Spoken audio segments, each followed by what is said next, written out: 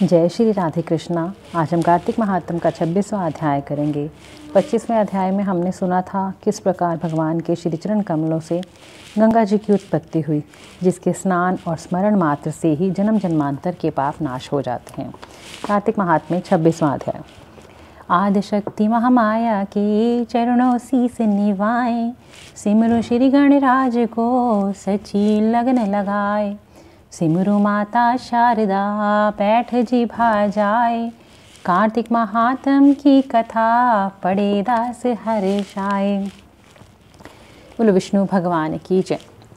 सूत जी कहते हैं कि भागीरथ के वंश में सौरदास नाम का एक राजा हुआ, जिनका पुत्र मित्रसह था। मित्रसह गुरु वशिष्ठ जी के श्राप से राक्षस हो गया, परंतु गंगा जल के प्रभाव से वह भी भगवान के परम पद को प्राप्त हुआ। ऋषि पूछने लगे कि सूत जी, गुरु वशिष्ठ जी के किस कारण से उसको श्राप दिया, सो आप कृपा करके सब वृतांत सुनाइए, जिससे हमें यह पता चल सके कि क्या कथा है। तब सूत जी कहने लगे कि हे ऋषियों, एक समय अति धर्मज्ञ राजा सौरदास कुछ साथियों सहित शिकार खेलने के लिए वन में गया। वहाँ पर अनेक मृगों का शिकार किया। फिर भूख तथा प्यास से दुखित होकर राजा नदी के तट पर आया। यहाँ पर उसका पुत्र मित्रसह नित्य नियम करता था। राजा ने रात्रि वहीं पर ही बिताई। प्रातःकाल होते ही वहां से उठकर फिर शिकार की तलाश में चल पड़ा। कुछ दूर जाकर राजा ने देखा कि पर्वत की कंदरा में एक व्याघ्र और व्याघ्री मैथुन कर रहे हैं। राजा ने उनको देखते ही धनुष पर बाण चढ़ाया और उन पर छोड़ दिया।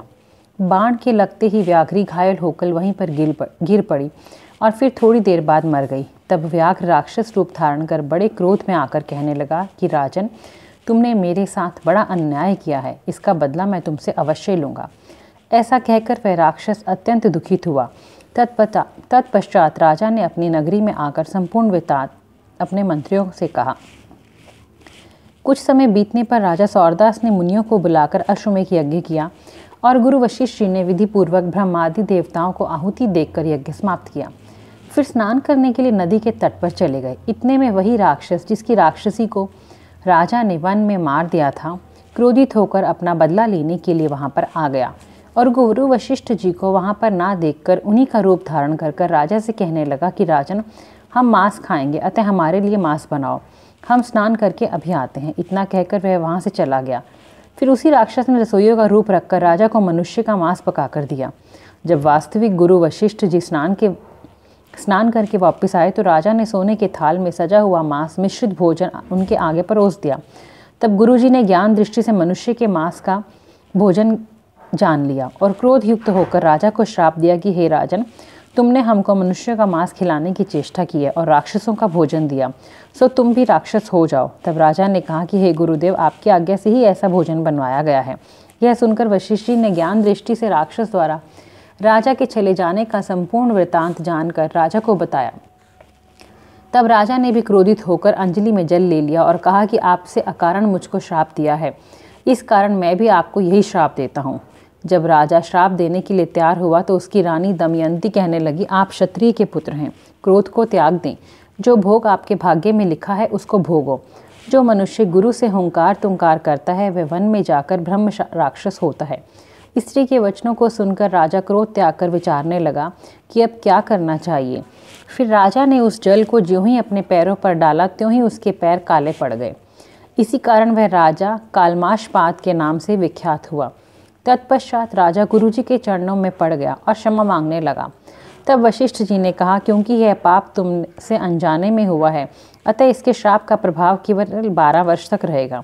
इसके बाद तुम अपने असली रूप में आ जाओगे और अनेक वर्ष तक राज्य भोग कर गंगा जल के प्रभाव से ज्ञान प्राप्त करोगे।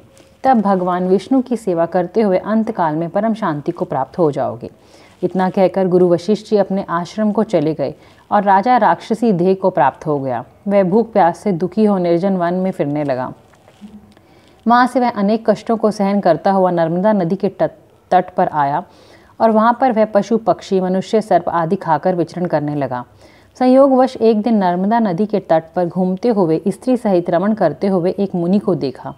भूख से पीड़ित होने पर जैसे व्याघ्र मृग को पकड़ लेता है, उसी प्रकार उसने मुनि को पकड़ लिया। उसकी स्त्री ने जब अपने पति को राक्षस के हाथों में देखा तो वह राक्षस देहधारी राजा के आगे हाथ जोड़कर विनयपूर्वक बोली कि आप मेरे पति को मत मारो। आप वास्तव में राक्षस नहीं वरन सूर्य कुल में उत्पन्न मित्रसह नामक राजा हो। मेरा पुत्र अभी बालक है, अतएव मैं बिना पति के इस वन में कैसे निर्वाह करूंगी। अतः तुम मेरे पति को प्राणदान दे दो। प्राणदान के समान अन्य कोई दान नहीं है।